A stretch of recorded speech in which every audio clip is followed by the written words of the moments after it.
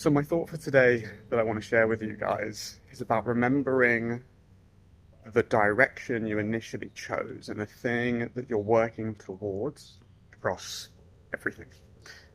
Um, and this comes to mind because I was meeting with a new founder, new to me, new friend, a founder of a YouTube channel, quite well known, over 2 million subscribers across, I think, 4 channels. Um, and he's now making good money, and I'm like, what's the vision? Why are you doing this? All that sort of stuff. And I shared with him just a thought that he probably had never considered. And I was like, what was the goal? And his initial goal was to make money. And the goal is shifting as he now feels comfortable. But he's never really gone through a period of time where the risk showed itself and all of a sudden he had nothing.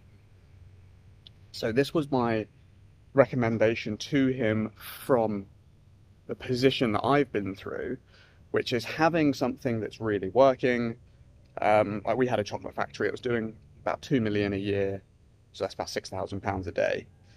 And it was working and it felt all great. And then one day, Facebook went down, which was our channel of getting sales. And that one day we had no sales. So we lost 6,000 on the upfront. We had all the stock still in that we'd bought that hadn't been sold. And then we still had to pay people for work for new sales that didn't come in. So we have fixed costs. Businesses have fixed costs. And you never know when something like that is going to happen. And most people will start business for a sense of freedom, to be their own boss. But at the end of the day, I think it comes down to having enough money that I call it having enough fuck you money. Coming from a place of fuck you. Because if you have enough money in the bank, if you have more money than you need to live on, let's go big and say you're on 10 grand a month, that just comes in without you doing anything, you've now can make every decision in your entire life from a place of it doesn't matter whether I win or lose here. You can swing every time for the fences. You can go for a home run at every single shot, and if it doesn't work, it doesn't affect you. And similarly, you no longer need any deal because you know that you're safe. And so I made the suggestion to him to say, consider selling. With the amount of money that you're on right now, okay, your revenue's under 1 million, you're looking potentially at maybe a 4 or a 5 multiplier on your EBITDA. His revenues are very high, so you'd be looking at like 1 million to 1 to 2 million sellout, which if you equate that, if you just put that in a fund, if you put that in like the S&P 500 and you take out 5%, that gets 5% annually, you're looking at 50 to 100 grand a year, which is much more than he's ever lived on before, because he's kind of recently hit this level of success.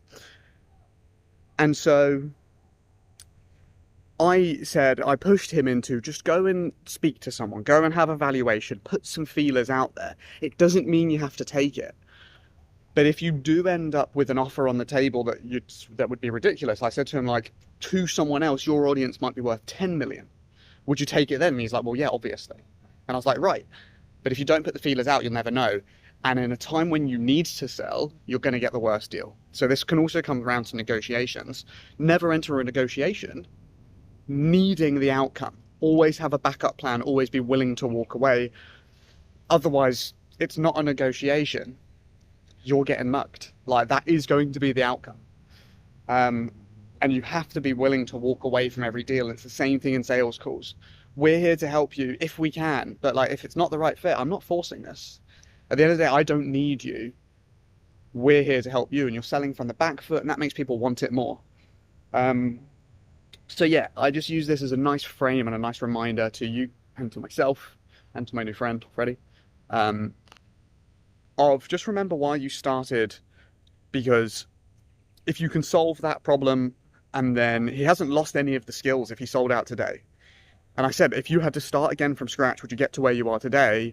And he was like, well, of course. And I was like, and I bet much faster. And he's like, well, yeah, but I would just lose everything I have now. And I'm like, yeah, but you now have an infinite time. There you go. Fun thoughts for today. I like this one. So in summary, remember what you're going for. It might not be what's immediately in front of you. You might have to think outside of the box to be like, wait. Are there other options? And just have the other options there, not as shiny object syndrome, but just as a you've got to be careful not to chase all of these things, but just to know that the options are there. There's also loads more benefits that would come of him putting his name out there coming further down the line. So yeah, just make sure you know what the goal is, you know why you're doing stuff, and that you've always just got that in the back of your mind to make sure that you're heading in the right direction. And if you're going to enter negotiations, make sure it's not the only one. And I speak from experience there a few times, and I will share those horror stories another day. All right, guys, peace out.